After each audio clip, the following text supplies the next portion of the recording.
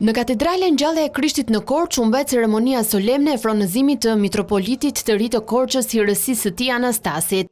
Në këtë ngjarje madhore për Kishën Ortodokse Autoqefale të Shqipërisë morën pjesë fortlumturia e tij, kryepeshkopi i Tiranës Durrësi dhe i gjithë Shqipërisë Joan, antarët e Sinodit të Shenjtë, klerik, autoritetet e pushtetit qendror lokal, si dhe besimtarë të shumtë.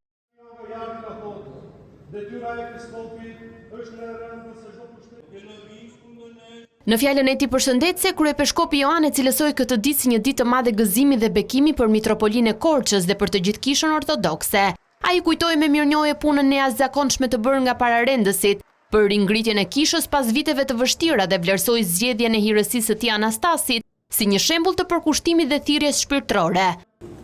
Hirësi, Korça është kryeqyteti kulturor i Shqipërisë, djep i arsimit kombëtar dhe gjendër e rezistencës shpirtërore.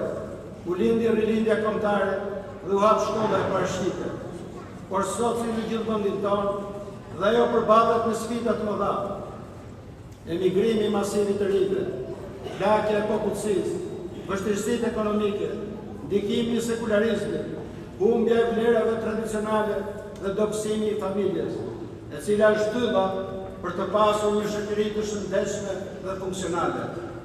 Jam i bindur se do të kesh përgjigje krijuese për këto sfida, do të dish të komunikosh me të rinjt në gjuhën e tyre, duke përdorur mjetet moderne, por pa komprometuar mesazhin e përjetshëm.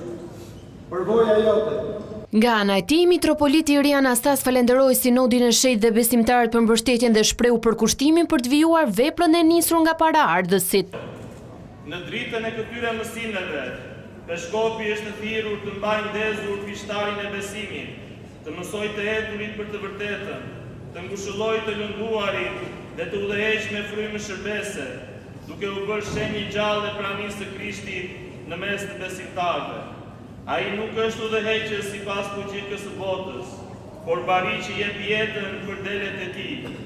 Kjo është masa që do të udhëheqë çdo hap timi, të mos kërkoj lavdinë e kësaj bote, por lavdinë e Krishtit, të mos kërkoj të më shërbej, por të shërbej, të mos qëndroj mbi të tjerët, por në mes të tyre, si njëri prej tyre.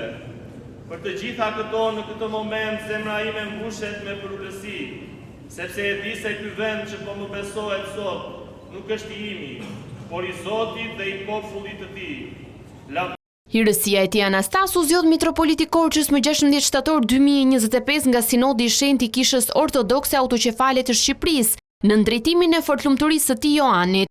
Në këtë ditë historike, besimtarët dhe klerikët e mitropolisë së Korçës e pritën me gëzim dhe shpresë mitropolitin e ri, duke i uruar jetë të gjatë e shërbesë të frytshme në vreshtin e Zotit.